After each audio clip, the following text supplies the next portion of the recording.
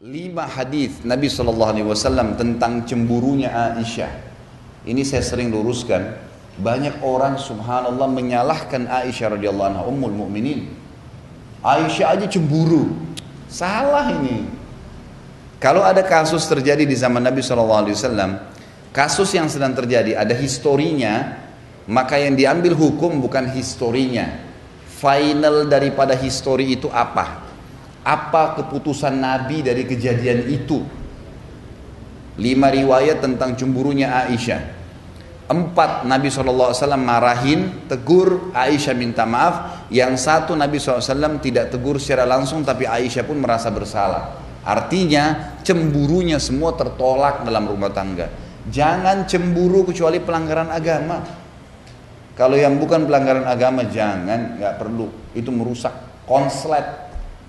Riwayat pertama, cemburunya Aisyah radhiyallahu anha dengan Khadijah radhiyallahu anha. Jadi pernah Nabi SAW lagi duduk berdua sama Aisyah di siang hari, tiba-tiba ada yang salam.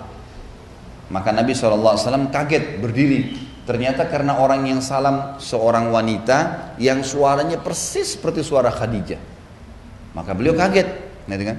Berdiri lalu melihat, ternyata di depan pintu itu dibuka, adiknya Khadijah bersama dengan sahabat dekatnya Khadijah perempuan juga, yang sering mengunjungi Nabi SAW dengan Khadijah waktu masih di Mekah. Maka Nabi SAW begitu lihat kaget, Nabi mengatakan kepada Aisyah, wahai Aisyah, buatkan makanan, hidangkan sesuatu buat tamu nih. Lalu disuruh Aisyah menyampaikan dengan istri Nabi yang lain. Datanglah mereka rame-rame menyiapkan makanan, melayani tamu, tapi mereka masih belum tahu siapa orang ini gitu. Sampai tamunya pulang. Begitu udah pulang, udah bubar, Aisyah duduk dengan Nabi SAW lagi berdua. Lalu Aisyah bertanya, Rasulullah, siapa sih tadi 2 perempuan itu begitu luar biasanya Anda menghormati? Kata Nabi SAW, yang satu adiknya Khadijah, yang satu sahabat dekatnya Khadijah yang selalu mendatangi kami waktu masih di Mekah dulu. Tiba-tiba Aisyah cemburu waktu itu. Ya Rasulullah, Anda masih mengenang wanita Quraisy yang sudah keriput semua mukanya dan sudah masuk dalam kuburan. Sementara Allah sudah gantikan Anda wanita Quraisy yang lebih baik, maksudnya dirinya gitu. Perasaan lagi nih. Ini bicara perasaan nih. Jadi dianggap ini Khadijah sudah meninggal, sudah selesai.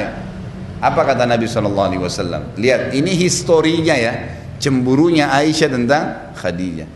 Maka kata Nabi SAW, demi Allah tidak ada yang menggantikan Khadijah wahai Aisyah. Dialah yang telah beriman kepada saya di saat orang-orang masih belum ada yang beriman. Memang betul Khadijah wanita pertama yang beriman.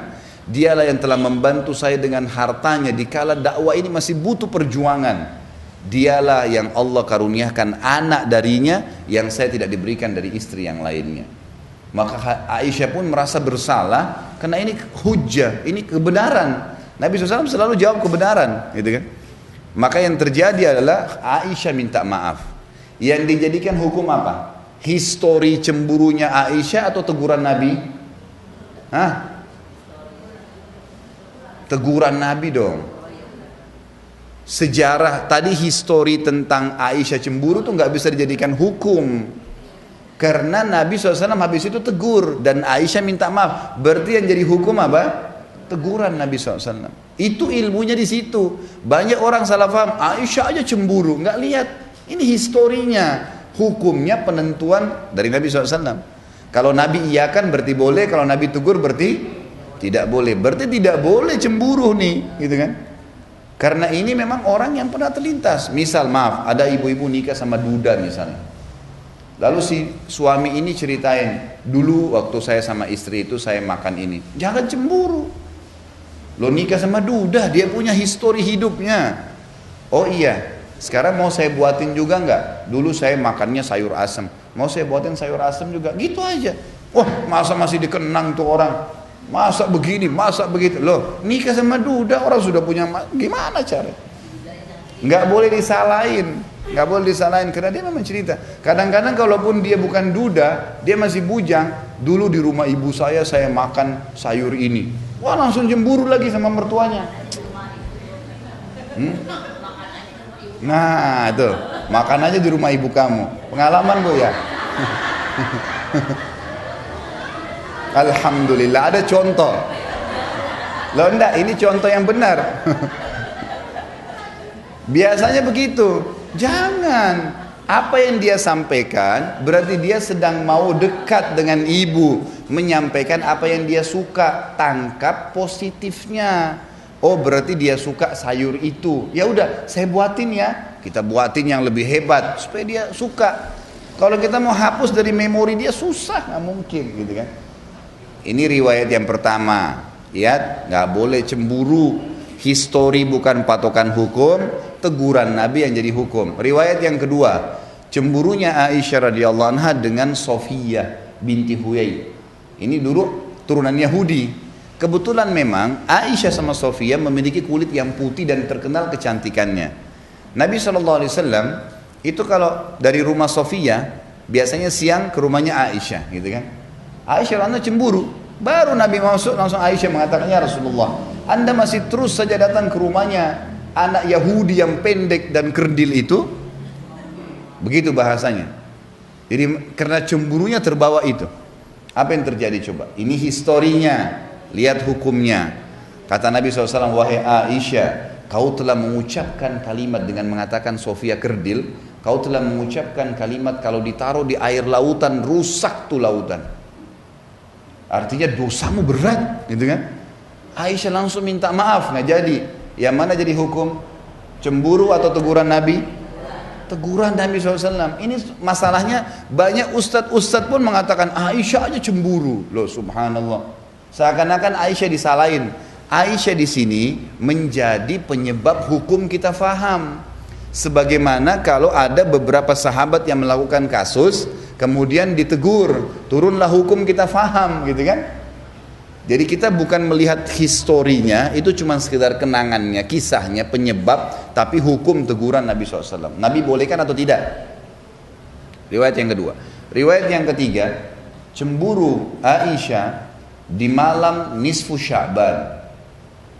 Dalam sebuah riwayat yang sahih disebutkan, bahwasanya satu malam pernah pas malam 15 Sya'ban, Nabi SAW lagi tidur, memang malam itu malamnya Aisyah, gitu kan?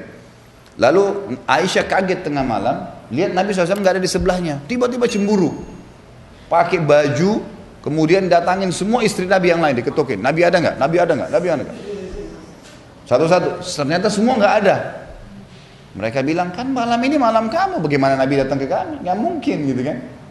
Maka Aisyah buru-buru ke masjid. Ternyata Nabi SAW lagi sholat tahajud, lagi di masjid, lagi sholat. Nah Nabi SAW waktu lagi sholat, begitu salam, tahu ada Aisyah di sebelahnya dan nafasnya lagi engah, terengah-engah, buru-buru ke masjid, gitu kan? Kata Nabi SAW, wahai Aisyah, kau cemburu lagi. Ini malam nisfu Sya'ban, malamnya sholat malam ini. Aisyah merasa bersalah, gitu kan? Minta maaf. Sudah 3 riwayat. Ini cuma 5 riwayat masalah cemburu nih, gitu kan? 3-tiganya sudah ditegur. Yang keempat, cemburunya Aisyah radhiyallahu anha dengan Maria. Maria istri yang lain yang dari Mesir. Maria ini tahu kalau Nabi SAW paling gemar makan madu, gitu kan? Jadi setiap datang ke sana, Nabi selalu dihidangkan madu. Dan kita tahu kalau madu dikonsumsi tidak akan ada bau mulut, gitu kan? Nah, Nabi SAW konsumsi madu dan juga tradisi beliau sebelum masuk ke rumah selalu menggunakan siwak. Kalau kita pakai sikat gigi mungkin sekarang ya, itu selalu agar bau mulutnya wangi pada saat ngobrol sama istri, mungkin dia akan ciuman dan seterusnya. Itu tradisi Nabi SAW. Maka Nabi selalu menjaga. Maka Aisyah tahu kalau ini di rumahnya Maria selalu dikasih madu. Karena Nabi SAW kadang cerita, dia datang ke rumah sebelahnya. Rumah sebelahnya ini Hafsah. Kebetulan orang yang hampir sepadan umurnya, beda 2 tahun 3 tahun sama Aisyah, jadi masih muda juga datang ke situ. Katakan, hai Hafsah, kalau Rasulullah SAW datang nanti di rumahmu, bilang mulutnya bau. Ya. Kata Hafsah, kenapa? Karena dia dari rumahnya Maria makan madu, kamu sama saya nggak punya madu, kita tidak bisa hidangin. Kan itu. Jadi biar Nabi SAW nggak makan madu lagi rumahnya Maria. Baiklah, Hafsah setuju. Gitu kan? Ini bertawun dalam hal yang tidak baik nih. Jadi akhirnya Aisyah pulang ke rumahnya sudah sepakat. Ini kan tetangga-tetanggaan, istri Nabi kebanyakan tetangga-tetanggaan. Yang satu-satunya jauh cuma Maria, memang agak jauh di pinggir kota Madinah rumahnya, gitu kan? Maka Nabi SAW datang ke rumah Aisyah. Kemudian Aisyah mengatakan, baru masuk ya Rasulullah mulut anda bau. Kok bisa? Saya sudah pakai siwak. Nggak mungkin orang sudah sikat gigi segar kemudian bau, dan saya cuma makan madu, pokoknya bau ya Rasulullah. Rasulullah sudah tahu ini ada masalah nih, ini pasti permainan lagi nih. Baiklah, Nabi SAW keluar, karena biasanya siang hari beliau memang mendatangi rumah-rumah istrinya gitu kan, datang ke rumah Hafsah. Hafsah juga baru masuk, ya Rasulullah mulut anda bau. Oh, saya enggak, saya sudah pakai siwak, saya juga udah cuma makan madu, pokoknya bau ya Rasulullah.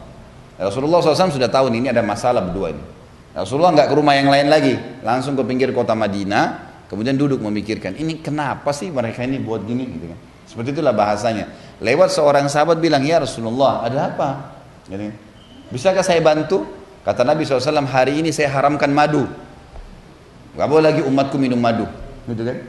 Langsung pada saat itu Jibril bawa ayat surat Tahrim ayat 1. Hai Nabi, kenapa berani-berani kau haramkan madu hanya karena mencari ridho istrimu? Mendengarkan ayat ini turun, Aisyah dan Hafsah minta maaf. Langsung minta maaf, gak berani lagi. Gitu kan? Yang terakhir ini 4 ingat 4 riwayat semuanya permintaan maaf dari Aisyah dan historinya karena cemburu yang salah. Hukumnya adalah teguran Nabi SAW, tidak membolehkannya. Gak ada lagi mulai hari ini cemburu dengan mertua, dengan ipar, dengan perlu. Kecuali pelanggaran agama ya lain. Misalnya dia bergaul bebas, nah itu haram, gak boleh tegur. Ada sembarangan orang telepon yang memang betul-betul bisa berbahaya bagi rumah tangga, itu lain. Riwayat yang kelima adalah riwayat cemburunya Aisyah dengan Ummu Salamah radhiyallahu anha ajmain. Ummu Salamah ini istri Nabi yang paling tua umurnya. Yang lain semuanya itu tidak tua gitu kan. Karena semalam ada yang tanya saya di pengajian di Blok M Square itu, Ustadz, katanya kalau ada yang mau menikah lagi, mungkin ini dari ibu-ibu pertanyaannya gitu. Nabi kan menikahnya sama janda-janda tua semua. Jadi kalau suami mau nikah silakan nikah sama janda-janda jelek tuh. Gitu pertanyaan kertasnya gitu. Ini saya bilang sudah jelas nih, ini dari ibu-ibu. Dan saya sudah tahu bagaimana menangani ibu-ibu ini, perasaan terus. Saya bilang gini, riwayat yang kisah yang mengatakan istri Nabi semua tua itu nggak benar. Satu-satunya istri Nabi yang tua hanya Ummu Salamah. Yang lainnya semua masih muda, cuman memang janda, gitu kan? Rata-rata dinikahi oleh Nabi SAW umurnya di bawah 30 tahun semua itu. Khadijah lain, kita sudah meninggal. Khadijah kan waktu di Mekah sendirian, nggak ada madunya Khadijah. Waktu menikah umur 40 tahun. Menikah dengan Nabi SAW di umur 40 tahun, Nabi SAW umur 25, beda 15 tahun waktu itu. Dan Nabi SAW dikaruniai 6 orang anak dari Khadijah, gitu kan. Setelah itu masih melahirkan. Baik, kita bicara ini fase Madinah, istri-istri Nabi setelah poligami, gitu kan. Setelah kasus poligami, karena di Mekah tidak ada poligami selama Khadijah masih hidup. Waktu Khadijah sudah meninggal, maka Nabi SAW menikahi 2 wanita sekaligus, Aisyah dengan Sauda. Ini dengan waktu yang bersamaan, gitu kan. Jadi kita lihat Ummu Salamah ini satu-satunya istri Nabi memang yang berumur, dan beliau sangat bijaksana. Orangnya itu dewasa, orangnya sangat dewasa karena sudah berumur. Jadi tidak ada ikut-ikutan dalam kasus cemburu-cemburuan nih, gitu kan. Ummu Salamah pernah memberikan hadiah senampan kurma ke rumah Aisyah. Niatnya baik, karena waktu itu Nabi SAW lagi duduk di rumah Aisyah, niatnya supaya dimakan berdua sama Nabi SAW. Niatnya baik, gitu kan. Waktu tiba nampan tersebut dan yang bawa pembantunya Ummu Salamah, Aisyah lihat, gitu kan. Ini pembantu Ummu Salamah, langsung cemburu lagi. Cemburunya ini, masa orang ini sudah tahu waktu saya kok masih mengganggu, padahal sebenarnya dia tidak tangkap nih maksudnya. Makanya jangan pakai perasaan, pakai pikiran. Ini kalau perasaan suudzon terus orang, gitu kan. Akhirnya ditepis lah, Aisyah langsung berdiri, langsung ditepis nampan itu, berantakan sebuah kurmanya. Kata Nabi SAW waktu itu, ini hadis yang, ini riwayat yang kelima ya. Kata Nabi SAW kepada pembantunya Ummu Salamah, pungutlah kurma-kurma ini, ibumu lagi cemburu. Udahlah. Itulah. Akhirnya Aisyah malu sendiri, Aisyah ikut mengumungut kurma itu. Dan akhirnya dimakan juga, gitu kan. Yang jadi hukum yang mana? Histori atau penentuan? Penentuan Nabi SAW. Jadi tidak ada cemburu kecuali pelanggaran agama terjadi. Ini akan lebih meringankan hatinya ibu-ibu. Luar biasa tenang hatinya kalau ini selamat.